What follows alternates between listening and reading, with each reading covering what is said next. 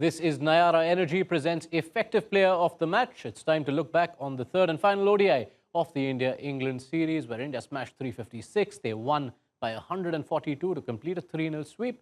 Sanjay Manjrekar has a choice to make one last time this series. Thank you, Sanjay, for your time. Lots of contributions across the batting card, many bowlers splitting the wickets, but a clear winner for you?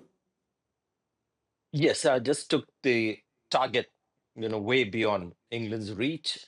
And every time, Shubman Gill gets runs, you just see sort of quality exude, he just takes your breath away by how easily he does things. And that is something that comes out with Shubman Gill as to how easily he just got 100 against a quality bowling attack. Just seems like all the facets that he has, where I believe in T20 cricket he still hasn't quite cracked the code. Test cricket overseas, he's still trying to find the right balance. Here in 50 years cricket, he's cracked the code, and like Shreyas Iyer, um, absolute perfection that we saw in the series. And when he gets in, he gets a big one. Yeah, when we talk 50 overs cricket and we talk effectiveness and efficiency, the man who'd been the golden standard for that in this format for a decade and more was Virat Kohli. The consistency with which Gill is delivering, you're seeing signs of something similar?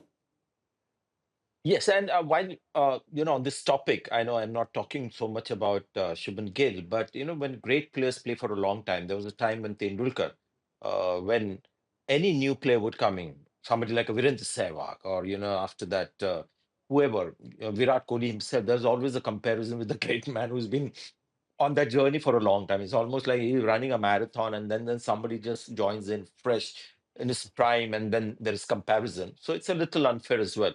But what you saw today was players in their prime. This is how they look, and then you see Rohit Sharma and Virat Kohli's prime doesn't seem to be today in this series. Hopefully, they might be able to achieve those heights. But you see the difference when you see players playing in their prime versus the stalwarts who had their phase where they were unbeatable, but struggling with reaching their own sort of peaks.